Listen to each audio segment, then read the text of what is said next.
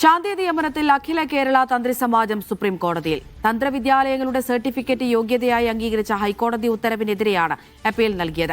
ശാന്തി നിയമനത്തിനുള്ള യോഗ്യത നിശ്ചയിക്കാനും ചട്ടങ്ങൾ രൂപീകരിക്കാനുമുള്ള വൈദഗ്ധ്യം റിക്രൂട്ട്മെന്റ് ബോർഡിനില്ല എന്നാണ് തന്ത്രി സമാജത്തിന്റെ വാദം.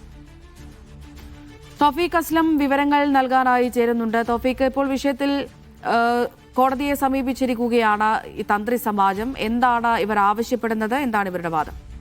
അമൃത, തന്ത്രവിദ്യാലയങ്ങളുടെ സർട്ടിഫിക്കറ്റ് യോഗ്യതയായി അംഗീകരിച്ച ഉത്തരവിനെതിരെയാണ് ഇപ്പോൾ അഖില കേരള തന്ത്രി സമാജം സുപ്രീം കോടതിയെ സമീപിച്ചിരിക്കുന്നത്. ഈ ഹൈക്കോടതി ഉത്തരവിനെതിരെയാണ് ഇപ്പോൾ അപ്പീൽ നൽകിയിരിക്കുന്നത്. ദേവസ്വം ബോർഡ് വിജ്ഞാപനം ഹൈക്കോടതി ശരിവച്ചിരുന്നു. ഈ ശാന്തി നിയമനത്തിനുള്ള യോഗ്യത നിശ്ചയിക്കാനും ചട്ടങ്ങൾ രൂപീകരിക്കാനുമുള്ള വൈദഗ്ധ്യം റിക്രൂട്ട്മെന്റ് ബോർഡിന് ഇല്ലെന്നാണ് തന്ത്രി സമാജം ഇപ്പോൾ പറയുന്നത്. ഇത് അറിയിച്ചുകൊണ്ടാണ് ഇപ്പോൾ സുപ്രീം കോടതിയെ സമീപിച്ചിരിക്കുന്നത്. എത്രയും വേഗം സുപ്രീം കോടതി ഒരു ഇടപെടൽ ഈ കേസിൽ, ഈ ഒരു ഹർജിയിൽ വേണമെന്നാണ് ഇപ്പോൾ സമാജത്തിന്റെ പ്രധാനപ്പെട്ട ഒരു ആവശ്യം.